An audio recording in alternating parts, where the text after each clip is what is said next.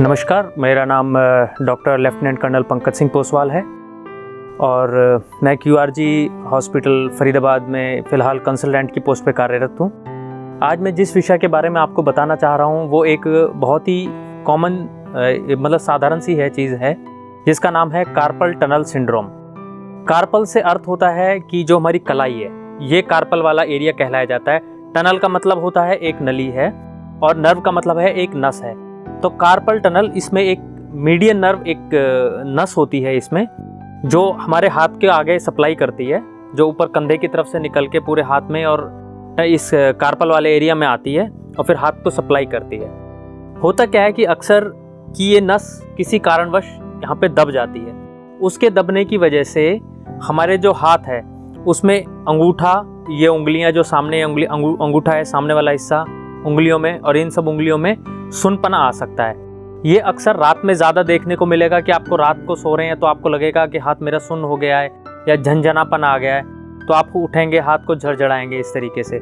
या आप नॉर्मल काम कर रहे हैं तो आप देख रहे हैं कि आपका हाथ धीरे धीरे कमज़ोर होता जा रहा है। जो आपका ये अंगूठा है और जो साथ में जो उंगली है उसके इंडेक्स फिंगर, इसमें सुनपना आ गया। आप ऐसे दोनों पेपर्स को छू के देखेंगे तो आपको लगेगा कि इस हाथ में मेरे को कुछ अजीब सा महसूस हो रहा है दोनों हाथों के मुकाबले में।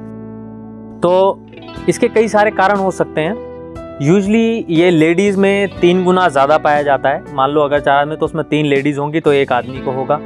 ये अक्सर साधारणतः कई बार प्रेगनेंसी, जो एक नॉर्मल फिनोमिना होता है प्रेगनेंसी लेडीज़ के अंदर, बट उनमें ये बीमारी अक्सर पाई जा सकती है प्रेगनेंसी के दौरान। हाइपोथायरॉयडिज्म जैसे एक बीमारी है, रूमेटॉइड आर्थराइटिस है, डायबिटीज़ है, और जो प्रोफेशनल लोग जैसे कोई कंप्यूटर में बहुत ज़्यादा टाइपराइटिंग का काम करते हैं या स्पोर्ट्स पर्सन्स, उनके अंदर, या फिर जिसको किडनी की बीमारी है उनके अंदर ये बीमारी साधारणतः पाई जाती है, जिसको हम कार्पल टनल सिंड्रोम बोलते हैं। ये बहुत ही कॉमन सी चीज़ है, बहुत ही साधारण सी चीज़ है, लेकिन इसका इलाज भी उतना ही साधारण है। इलाज किस तरीके से है कि अगर ये शुरुआती फेज़ में पकड़ ली जाए, मान लो आपको अपने घर में है, आप देख रहे हैं कि आपको सुनपना आ रहा है, आप अखबार को छू के देख सकते हैं कि दोनों उंगलियों से टच करके देखो कि कुछ मुझे अजीब सा महसूस तो नहीं हो रहा है। ठीक है, अगर रात को सुनपना आ रहा है तो उसके लिए ध्यान दीजिए कि ये चीज़ें मेरी रात के टाइम पे बढ़ रही हैं। तो इसका एक और टेस्ट होता है कि अगर आप जैसे कलाई है, इसको हाथ को नीचे रख के देखो, 30 सेकंड तक होल्ड करके रखो। अगर आपको इस अंगूठे और उंगली में झंझनापन महसूस हो रहा है तो हो सकता है कि आपको कार्पल टनल सिंड्रोम हो। तो अब इसका इलाज किस तरीके से होगा? इलाज बहुत साधारण है।